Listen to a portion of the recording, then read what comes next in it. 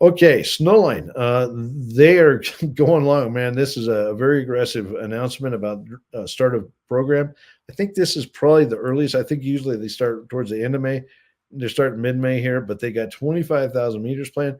Basically, this is just a mic drop type announcement. Okay, we're going to go drill the XYZ out of this place. They're saying they're going to go in and drill a lot more at Valley, but you can see they've got other targets, including on Inerson. What is that? That's Jupiter. Maybe other targets too. And then, we've talked about this. They have umpteen zillion little targets around, not little, they're big targets. They're Valley scale targets around the property, both at Rogue and well, Cynthia, and all of these properties have reduced intrusions. Okay, they're building a second 50-person camp. Wow, that's commitment. Woohoo! Okay, this is going to be a big ding dang deal. I would predict that they're going to make multiple discoveries of new reduced intrusion systems. They're probably going to follow up on some of the drilling up at Jupiter, and they're probably going to test even some other things. Okay, and that's on top of what they're doing at Valley. Valley, I think by the end of this, they're going to test that area on the northeast side and see what's under there.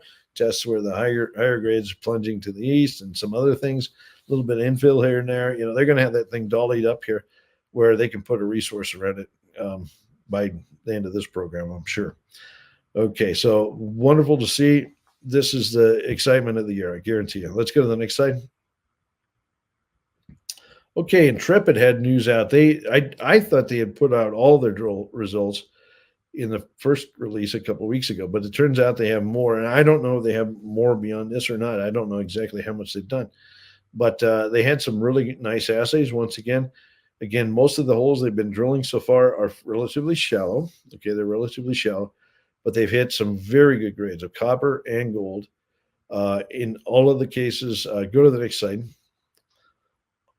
In all of these there we go, headline holes, you can see, like if you use about 0.7% copper equals 1 gram gold and do a little mental math there, you can see every single one of these is 100 or hundreds of gram meter holes. Okay, so there's your 3 discovery holes. Boom, boom, boom, right there.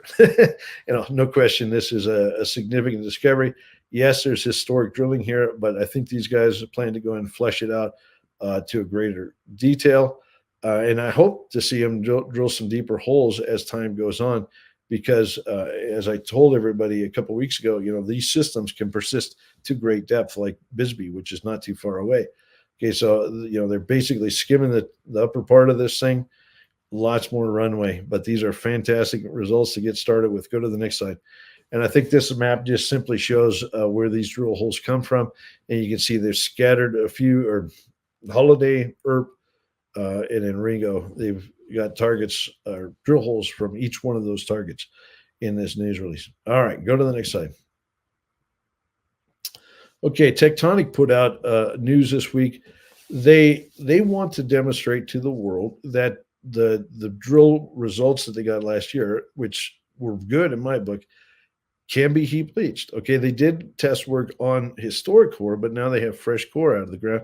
And they want to do heap leach analysis on, or heap leachable testing on this core. And so they're going to do column tests and some other tests, bottle rolls and whatnot, on this core to see how well it responds. And I think, my gut says, given the first results that they did on historic core, I think these will come out strong. Why do they want to do this? Because anybody that's going to look at this project as a potential acquisition is going to want to know that the thing can be heap leached. I think it's a pretty much a slam dunk, but I'm glad to see the company doing this level of work. In fact, I like to see this kind of investment, as part of a program, because you got to know if this is going to generate the returns. That metallurgy is key. It's really key. And any company that does this, I give them high marks. Okay, go to the next slide. Okay, and last news for today, Red Pine has kind of put out a stream of updates now around this assay debacle. I don't know how else to put it, but basically they keep updating the market with what they're finding. And in this particular release, they talk about how many they've broken down the problem periods into 2 sets. I think one is 2014 to 2019, and then 2019 to 2024, or something like this.